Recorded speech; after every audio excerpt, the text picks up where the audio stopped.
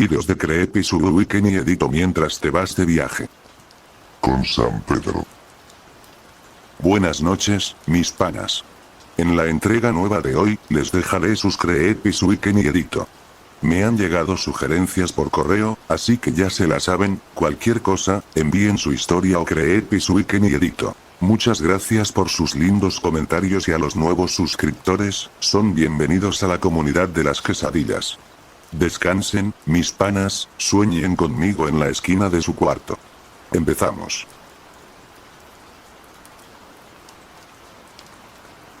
Ser guardabosques es un trabajo sencillo, si sigues las reglas.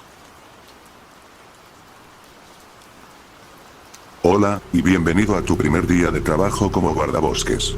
Su tarea no es otra que garantizar el resguardo de una de las secciones del Parque Nacional de Yellowstone. Bastante sencillo, ¿verdad? Bueno, de hecho, lo es, siempre y cuando siga las siguientes reglas. Esto no solo garantizará que lleve a cabo su trabajo de forma adecuada, sino que le permitirá garantizar la seguridad de los visitantes, y claro, de usted mismo. Bosque oscuro, conejo, atardecer, 19:57:85. Su turno empezará a las 9 de la noche, y terminará a las 9 de la mañana del día siguiente. Contamos con cabañas especiales para los trabajadores dentro de la primera sección para que pueda descansar sin ningún inconveniente. Le pedimos que por nada del mundo duerma estando dentro del bosque. Hemos tenido algunos incidentes con algo que parece atacar mientras se está dormido. No ocurre a menudo, pero es mejor prevenir que lamentar, ¿no? Se le dará un mapa de la sección del bosque que cuidará, una linterna, un radio, provisiones para una noche entera y carne cruda. Esa última no es para usted, y no se preocupe, ya sabrá cuándo usarla. Así que bien, esta es la lista de las reglas que debe seguir. El parque cierra antes del anochecer, por lo que es normal encontrarse con gente perdida que le pedirá ayuda para salir del bosque. Guíelos a la salida más próxima. En caso de que le pidan ayuda para entrar en lo más profundo del bosque, ignore la petición. No importa lo que le digan. Después de un rato perderán el interés en usted. Ocasionalmente, usted escuchará una especie de sirena proviniendo de algún lugar del bosque. Simplemente ignórela. Tenemos pleno conocimiento de ella, y también sabemos lo que la está causando. Pero créame, a veces es mejor no saber. A altas horas de la madrugada, es posible que escuche gritos de auxilio provenientes de lo más profundo del bosque. Por nada del mundo acuda a su llamado, sin importar que tan humano parezca. Mantenga consigo su radio en todo momento. Ese es el único medio que tendremos para comunicarnos con usted en caso de que, por motivos que muy probablemente no recuerde, decida adentrarse en lo profundo del bosque. Preste mucha atención a los géiseres del lugar. Si ve a una persona salir de estos, repórtelo inmediatamente a través del radio. No trate de comunicarse con ellos. Ya hemos intentado de todo para establecer contacto, pero sin éxito alguno. En la cercanía del bosque, ha habido reportes de criaturas antropomórficas desconocidas altamente agresivas. Si se le llega a acercar una de ellas, aviénteles el pedazo de carne cruda lo más lejos que pueda, y regrese a su estación de servicio más cercana inmediatamente. Ellos volverán, y esta vez no será solo por la carne cruda. Si tiene sueños recurrentes con el bosque, o bien, con una niña que le hablará sobre un suceso próximo a ocurrir de dimensiones apocalípticas, acuda lo más pronto posible con el servicio de enfermería. Ellos ya saben qué hacer en esos casos. Es importante que no pierda de vista su linterna. Quedarse en completa oscuridad solo hará que sus peores pesadillas se hagan realidad. Y es que aún no hemos podido identificar a la criatura que ataca a nuestros guardabosques. Creo que ya no hay nada más que agregar. Si tiene alguna duda, póngase en contacto conmigo inmediatamente. Si sigue al pie de la letra cada regla, entonces no habrá de qué preocuparse. Pero si no, entonces ya se lo haré saber a su familia. Hasta entonces. Mi padre era pintor.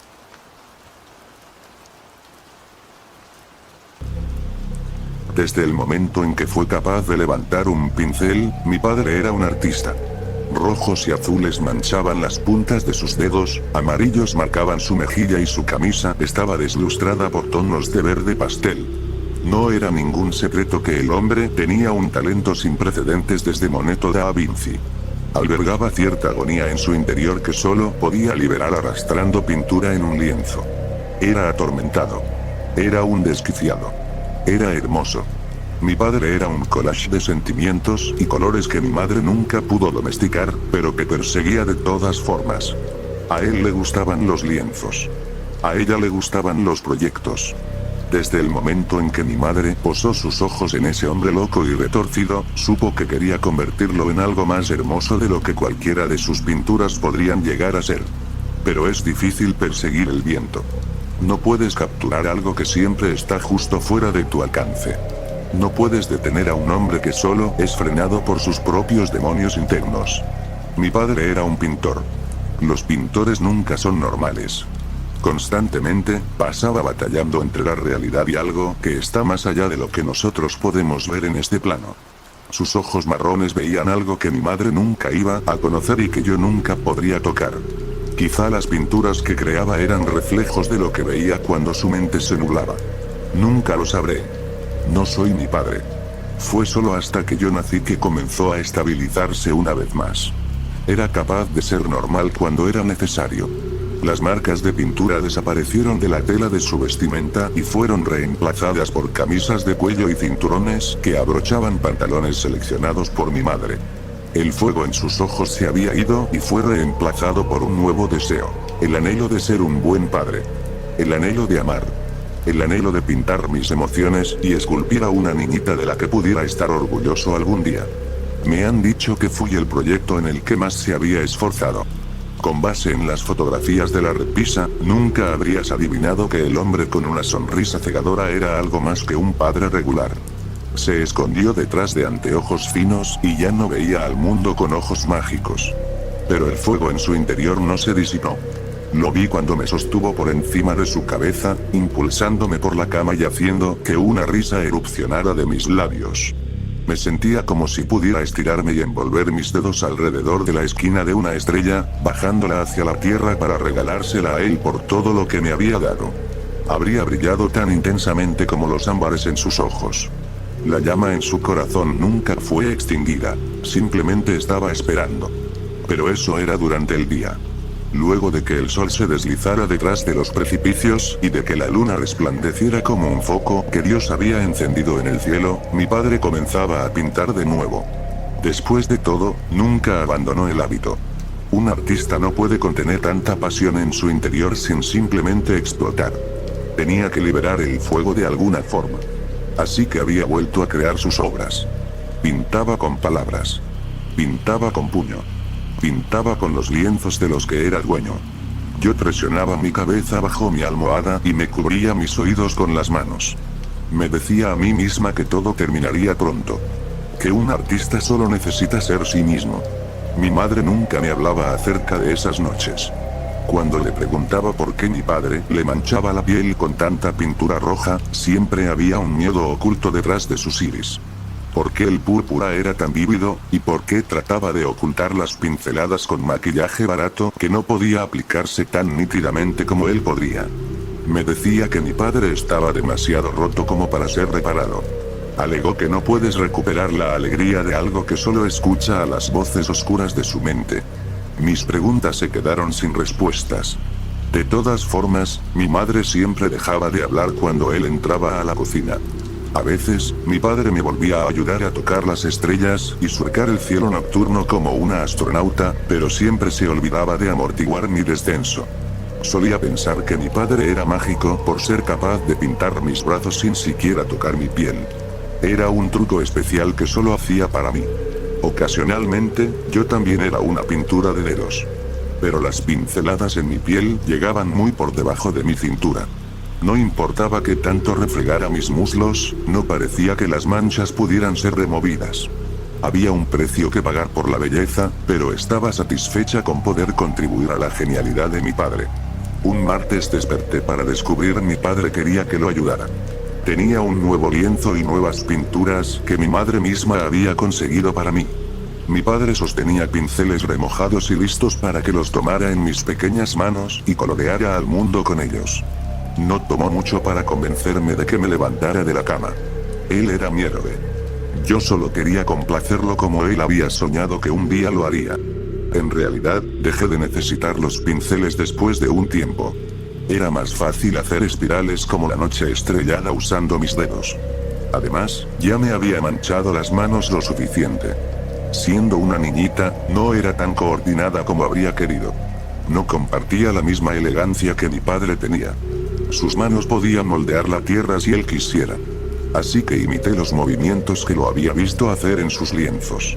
Me esmeré en la obra, observando los trazos vibrantes siendo definidos por las yemas de mis dedos y los bordes húmedos goteando delicadamente. No tenía el talento de mi padre, pero la imagen que había creado seguía siendo bella. Era un nuevo tipo de arte que aún no había sido inventado. Simplemente lo sabía. Mi padre se tuvo que ir a lavarse las manos. Especificó que volvería dentro de unos minutos. Tomó siglos antes de que la policía me encontrara ahí, una niñita de mirada amplia y manos rojas, preguntando a dónde se había ido su padre.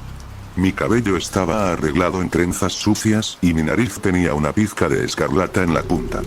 Moretes púrpuras y negros acurrucaban mi espalda y brazos como mangas. Los hombres se quedaron de pie y comenzaron a bajar lentamente las entrañas de mi madre. No dejaba de preguntarles qué había sucedido. No me decían. Solo me pidieron que me alejara del cuerpo y que fuera con ellos. Que todo estaba bien. Ese hombre hermoso y retorcido había dejado atrás dos esculturas. Una se llamaba asesinato, la otra se llamaba suicidio. Yo lo había ayudado con la primera, pero creó la segunda a mis espaldas. Fue como una pequeña sorpresa que había guardado para mí. Pero no pude volver a verlos. Fui llevada a un lugar lleno de niños sin padres, algo que yo no era, y fui abandonada en un mundo sin arte. El último regalo de mi padre para mí fue una soga alrededor de su cuello. Mi padre era un desquiciado. Mi padre era un asesino. Mi padre era un artista. Y mi madre, ella fue su obra maestra. De tal suegra, tal nuera.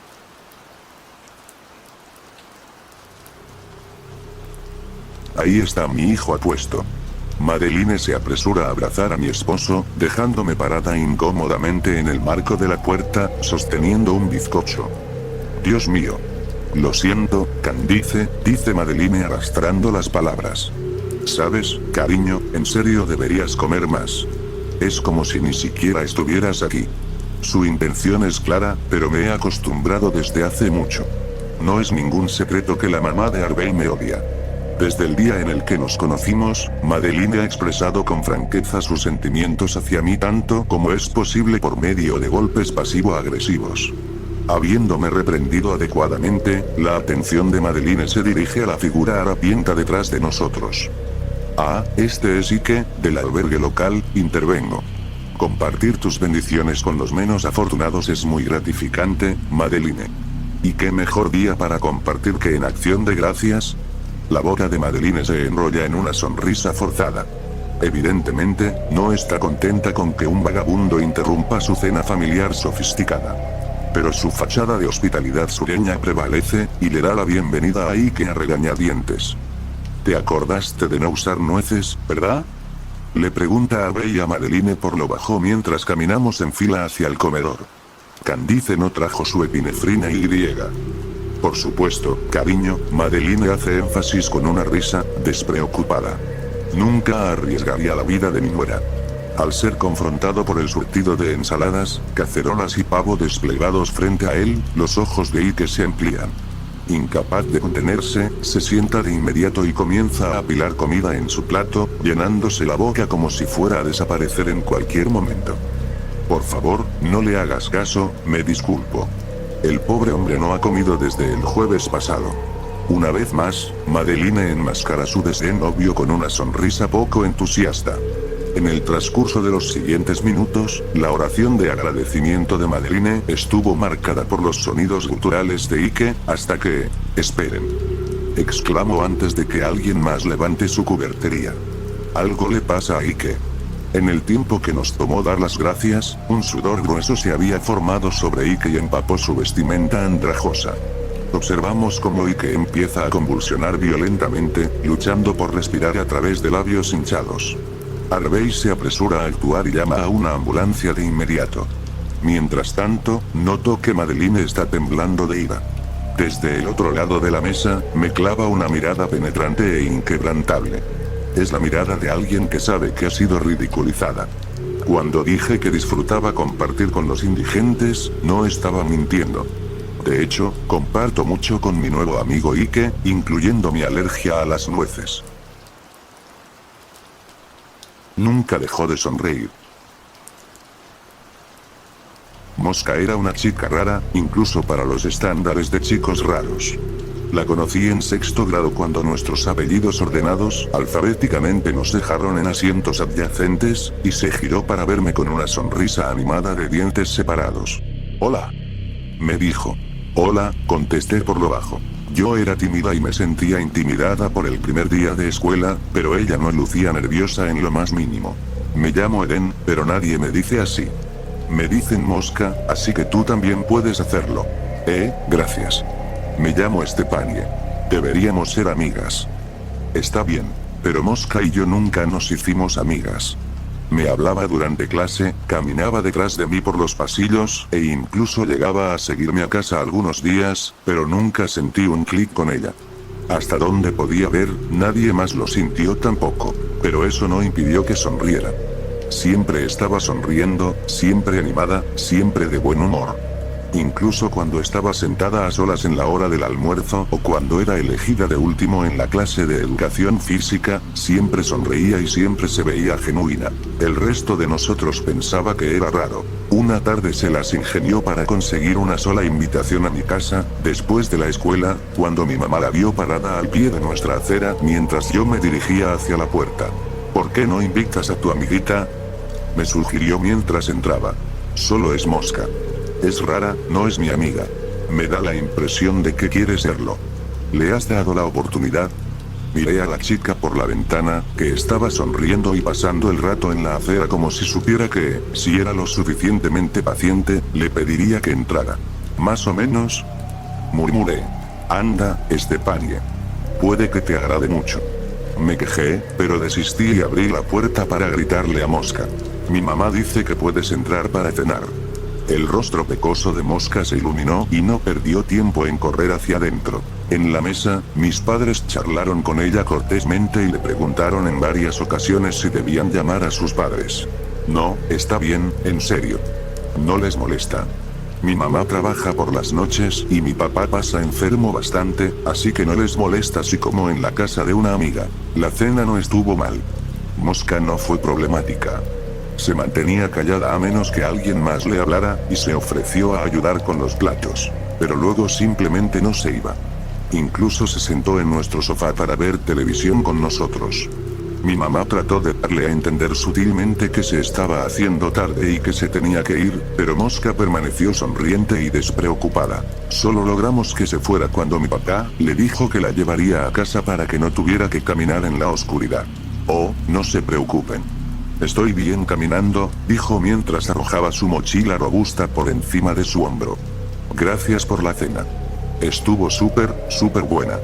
La vimos irse hasta que desapareció a la vuelta de la esquina, y luego di un respiro de alivio. «¿Viste? Rara. No seas grosera, Estepanie. Creo que solo se siente sola». Fuera lo que fuera que Mosca sintiera, realmente no la quería cerca de mí. Al final llegué a hacer un grupo nuevo de amigos, el cual no incluía a Mosca, y a pesar de que no nos esforzábamos por excluirla, tampoco hacíamos ningún intento por involucrarla. Mosca aún me saludaba con la mano y me extendía su tradicional saludo alegre, pero ahora parecía entender que no éramos compinches. O al menos eso pensé. Empezó una tarde con la extraña sensación hormigueante de ser observada durante mi ruta a casa desde la escuela. Era inicios de invierno y los días se estaban achicando, así que el sol había empezado a ponerse. Me detuve y me di la vuelta, escaneando la calle solitaria detrás de mí, pero parecía ser que me encontraba sola. Sin embargo, en el preciso momento que retomé mi camino, la certeza punzante de que alguien me estaba observando se disparó de nuevo. Di unos cuantos pasos más y luego me giré justo a tiempo para ver un destello rosa que desapareció calle abajo. Corrí hasta la esquina lo suficientemente rápido para ver a Mosca agachándose al costado de una casa. Su chaqueta rosa resplandecía contra el revestimiento oscuro de la casa. Cuando llegué a casa, le puse la queja a mis padres de que Mosca me había estado siguiendo, pero ellos chasquearon la lengua y me dijeron que probablemente iba en camino hacia su casa. Refunfuñé un poco más, pero al final lo dejé pasar. Después de todo, perfectamente pudieron haber tenido la razón. El día siguiente, en la escuela, Mosca ofreció su sonrisa y saludo usual, pero pretendí que no la vi. Quería que supiera sin lugar a duda que no éramos amigas. Pareció captar el mensaje y dejó de saludarme. Y, aún así, nunca dejó de sonreír. El invierno llegó con fuerza ese año y la nieve cayó en sábanas gruesas y pesadas por encima de nuestro pueblo. Tuvimos unos cuantos días consecutivos de nieve y pasé afuera durante muchos de ellos, deslizándome en trineo y construyendo fuertes de nieve con los niños del vecindario. Normalmente, habría ignorado las pisadas en la nieve alrededor de mi casa por la frecuencia con la que pasaba corriendo ahí afuera, pero cuando salí a brincos por la puerta para otro día de diversión de invierno, noté algo inusual. Tuvimos una nevada fresca por la noche y estaba emocionada por ser la primera en pisotear nuestro jardín, pero ya había huellas alrededor de nuestra puerta principal. Fruncí el ceño, preguntándome si uno de mis padres había salido cuando yo seguía dormida, pero me habían asegurado que me darían el honor de ser la primera en salir. Dejé mi trineo junto a la puerta y seguí las huellas que iban desde el frente de mi casa, a un costado, y luego hacia la parte trasera, en donde formaban un círculo limpio bajo la ventana de nuestra sala de estar. En el círculo, había ramas amarradas entre sí con cordel que se asemejaban a una muñeca rudimentaria. Me estremecí a pesar de la calidez de mi chaqueta, y pateé nieve encima de esa cosa extraña antes de saltar en ella, compactando la nieve con fuerza por si acaso. No tenía ninguna prueba, pero estaba segura de que Mosca estuvo merodeando por la casa. No le mencioné las huellas ni las ramas a mis padres. Dudaba que lo tomarían en serio si se los contaba. Seguían viendo a Mosca como una chica inofensiva y solitaria que buscaba una amiga, pero yo sabía que tramaba algo, y la iba a atrapar y demostrar que no era la chica inocente que mis padres pensaban que era. Solo necesitaba pensar en una buena trampa para Mosca. Un golpe afuera de mi ventana me despertó a la mitad de la noche. Me enderecé enseguida y observé mi habitación, en donde mis cortinas estaban cerradas, bloqueando la noche. Contuve la respiración, mi ritmo cardíaco se empezó a acelerar, y esperé. Pum, me salí de la cama con sigilo y di un paso, y luego otro hacia la ventana. Había una voz, silente y apagada, y me congelé. Hablaba consigo misma, o quizá me hablaba a mí. No estaba segura y me tenía plantada en mi sitio mientras escuchaba sus murmullos. Al final, logré forzarme a seguir adelante. Agarré las cortinas y las recogí para poder ver afuera. Mosca estaba sentada debajo de mi ventana con una de sus figuras de ramas en su mano. Cuando empujé las cortinas, ella alzó su mirada, pálida bajo la luz de luna aparte de sus grandes ojos negros, y nos quedamos viendo la una a la otra por un momento tenso y largo antes de que diera un brinco y se fuera corriendo. Después de regresar las cortinas a su lugar de un jalón, salté de vuelta de la cama y me hundí bajo mis sábanas. Fuera lo que Mosca estuviera haciendo o la intención que tuviera, me tenía plenamente espantada. Decidí que, si quería que se detuviera, tendría que obligarla yo misma. Se lo diría en la escuela al día siguiente, asegurándome de que todos escucharan cómo me había estado acosando y lo rara que era. Eso era lo que haría. La avergonzaría tanto que tendría que dejarme en paz. Incluso con un plan en marcha, se me hizo difícil volver a dormir. Cada sonido de la intemperie me hacía preguntarme si Mosca había vuelto para sentarse debajo de mi ventana. Pero ni siquiera llegó a la escuela al día siguiente, ni al siguiente, y nadie sabía en dónde estaba. Por más que me desagradara, aún estaba intrigada de por qué no había estado llegando a clases. Pensé que quizá tenía demasiado miedo de presentarse después de que la había cachado, o quizá solo estaba haciendo tiempo con la esperanza de que lo olvidara. Me inquietaba tener que preguntarme en dónde estaba y qué era lo que estaba haciendo. Cuando estaba en la escuela, al menos podía mantener un ojo en ella. Ahora podría estar irrumpiendo en mi hogar y haciendo Dios sabe qué con mis cosas. El simple hecho de pensarlo era suficiente para que me tuviera temblando de miedo e ira. Todo apuntaba a que tendría que darle una probada de su propia medicina. Después de clases, me acerqué a nuestro profesor y le dije que Mosca me había pedido que le llevara las tareas asignadas a su casa, pero que había olvidado su dirección. Nuestro maestro estuvo muy agradecido y me entregó gustoso la dirección de Mosca. Insegura sobre lo que pretendía lograr, me apresuré a casa después de la escuela, tomé mi bicicleta y partí para encontrar a Mosca. Vivía a solo unos cuantos kilómetros de distancia en un pequeño vecindario agradable con vallas blancas de palets y casas de 2 pisos. Las luces navideñas centelleaban desde techos revestidos de nieve y ventanas esmeriladas. Revisé su dirección de nuevo y pedaleé hasta su casa, tratando de pensar en lo que le diría cuando la confrontara. Mosca estaba parada en su jardín frontal cuando llegué. Sus manos estaban enterradas en los bolsillos de su chaqueta, y estaba observando su casa. Me detuve con un derrape en la acera resbalosa, y dejé que mi bicicleta cayera a mi lado ruidosamente. Oye. La llamé tratando de sonar agresiva. Hola, contestó silenciosamente. No se giró para verme. ¿Por qué me has estado siguiendo? Demandé, yendo al grano y pisoteando el suelo detrás de ella. ¿Por qué estabas afuera de mi casa? Lo siento. La agarré del brazo y la obligué a que me encarara con toda la furia que una niña de 11 años podía amasar, y luego toda mi bravuconería y valentía llegó a un final confuso. Mosca aún estaba sonriendo, pero era una expresión forzada y apenada, y había lágrimas derramándose por sus mejillas. Mosca, repitió a través de una sonrisa de dientes apretados. Mi madre me dio ese apodo. ¿Sabes por qué? No. Inquirí con cautela. Comenzó a llamarme Mosca porque yo solo era otra pequeña adición a la pila de mierda que era su vida, no haciendo más que zumbar y ser una peste. Aflojé mi agarre sobre su brazo, y ella se volteó de nuevo a su casa. Disculpa por haberte seguido y eso. Es solo que, tu familia fue tan agradable. Tú también lo fuiste. Simplemente quería rodearme de eso. Fue divertido pretender por un tiempo. ¿Pretender? Había retrocedido un par de pasos involuntariamente. La manera en la que hablaba hacía que me pusieran los pelos de punta. Sí. Pude pretender que éramos amigas, que le agradaba a tus padres. Incluso hice unas muñecas de ramas como si estuviéramos jugando juntas. ¿Es estúpido, eh? ¿Por qué? Se encogió de hombros y se pasó la manga de su chaqueta por la nariz. Porque tu papi no bebe mucho y se queda dormido en el piso y se orina encima. Tu mamá no sale con hombres diferentes cada noche para que le compren regalos. Te cocinan comida y te dejan traer amigos y no te pegan, ¿verdad? Sí, tartamudeé. El olor de humo había comenzado a colmar el aire, y olfateé nerviosamente en tanto mi mirada se deslizaba hacia la casa. Una corriente delgada de gris hacía espirales desde debajo de la puerta frontal.